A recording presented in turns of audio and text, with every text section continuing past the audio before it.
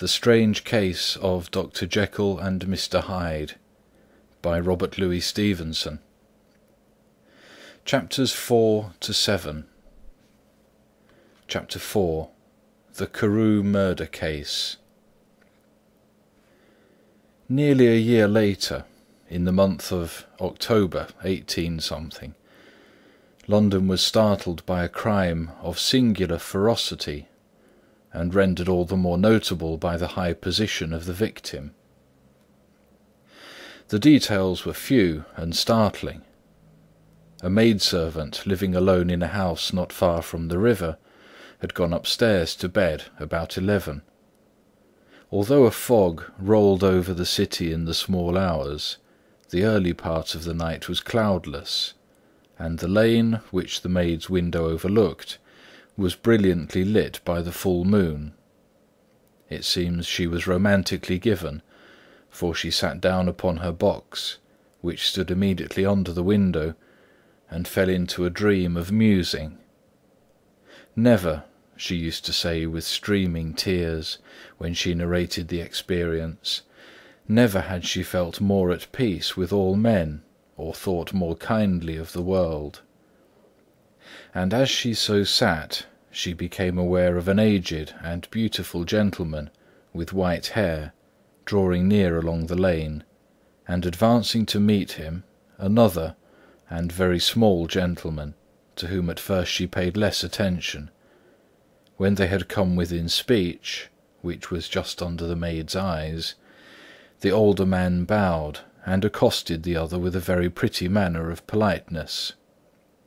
It did not seem as if the subject of his address were of great importance. Indeed, from his pointing, it sometimes appeared as if he were only inquiring his way.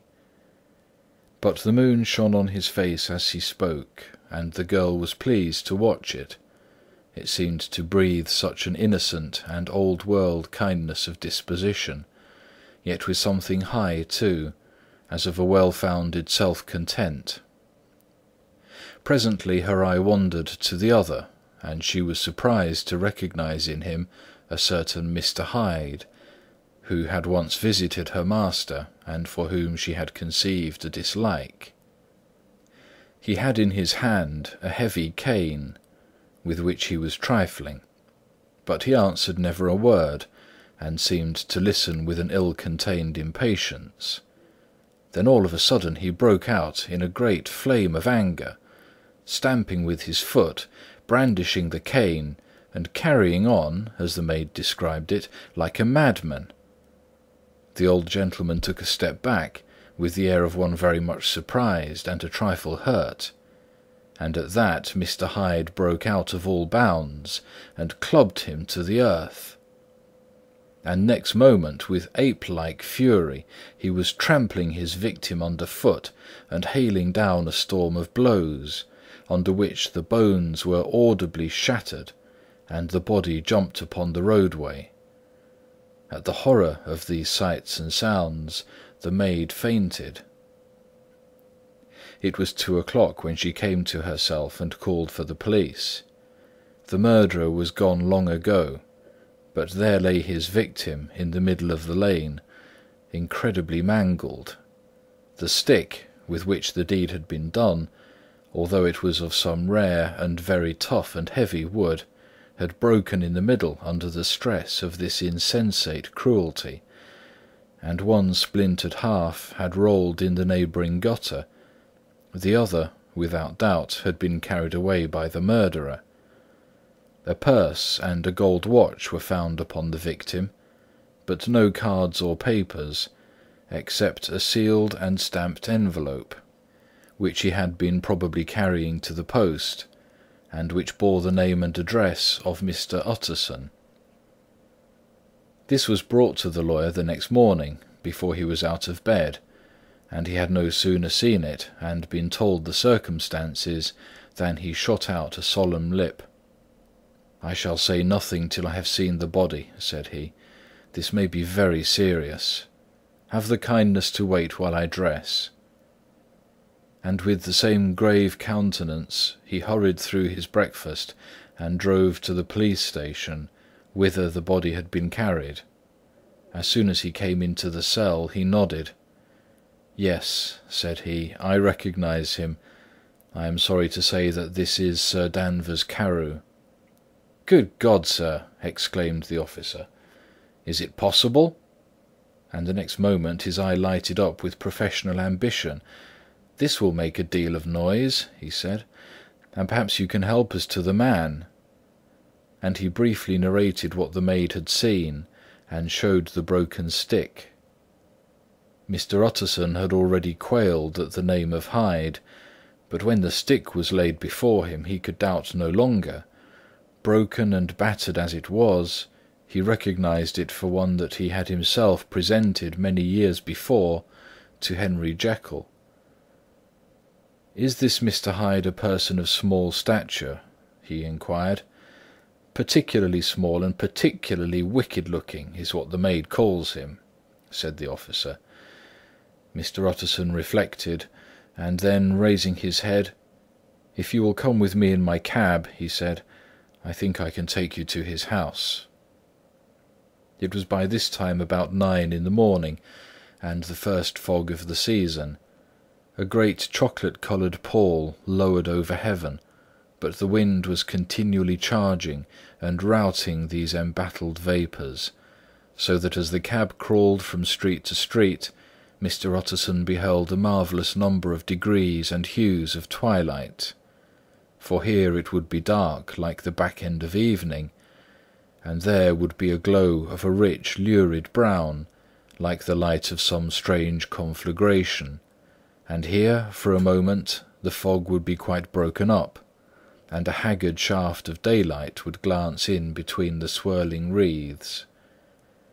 The dismal quarter of Soho, seen under these changing glimpses, with its muddy ways and slatternly passengers, and its lamps which had never been extinguished, or had been kindled afresh to combat this mournful re-invasion of darkness, seemed, in the lawyer's eyes, like a district of some city in a nightmare.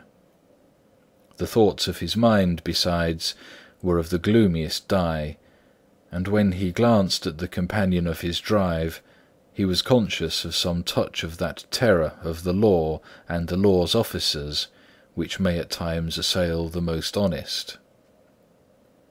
As the cab drew up before the address indicated, the fog lifted a little and showed him a dingy street, a gin palace, a low French eating-house, a shop for the retail of penny numbers and twopenny salads, many ragged children huddled in the doorways, and many women of many different nationalities passing out key in hand to have a morning glass.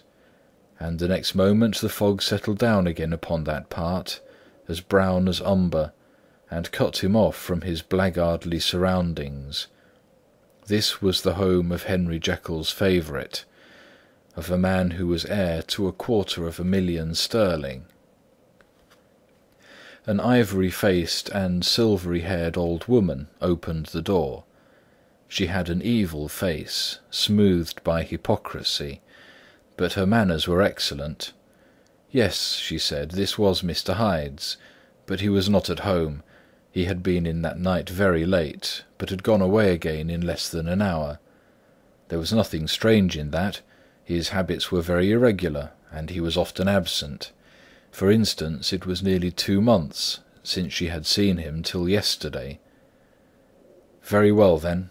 We wish to see his rooms," said the lawyer. And when the woman began to declare it was impossible, "I had better tell you who this person is," he added. "This is Inspector Newcomen of Scotland Yard." A flash of odious joy appeared upon the woman's face. "Ah," said she, "he's in trouble. What has he done?" Mr. Utterson and the inspector exchanged glances. "He don't seem a very popular character," observed the latter. "And now, my good woman, just let me and this gentleman have a look about us." In the whole extent of the house, which but for the old woman remained otherwise empty, Mr. Hyde had only used a couple of rooms, but these were furnished with luxury and good taste. A closet was filled with wine, the plate was of silver, the napery excellent. A good picture hung upon the walls, a gift, as Utterson supposed, from Henry Jekyll, who was much of a connoisseur, and the carpets were of many plies and agreeable in colour. At this moment, however, the rooms bore every mark of having been recently and hurriedly ransacked. Clothes lay about the floor, with their pockets inside out. Lock-fast drawers stood open, and on the hearth there lay a pile of grey ashes, as though many papers had been burned. From these embers the inspector disinterred the butt end of a green cheque-book, which had resisted the action of the fire. The other half of the stick was found behind the door, and as this clinched his suspicions, the officer declared himself delighted. A visit to the bank, where several £1,000s were found to be lying to the murderer's credit, completed his gratification. "You may depend on it, sir," he told Mr. Utterson, "I have him in my hand. He must have lost his head, or he would never have left the stick, or, above all, burned the cheque-book. Why, money's life to the man. We have nothing to do but wait for him at the bank, and get out the handbills." This last, however, was not so easy of accomplishment, for Mr. Hyde had numbered few familiars. Even the master of the servant-maid had only seen him twice. His family could nowhere be traced. He had never been photographed, and the few who could describe him differed widely, as common observers will. Only on one point were they agreed, and that was the haunting sense of unexpressed deformity with which the fugitive impressed his beholders.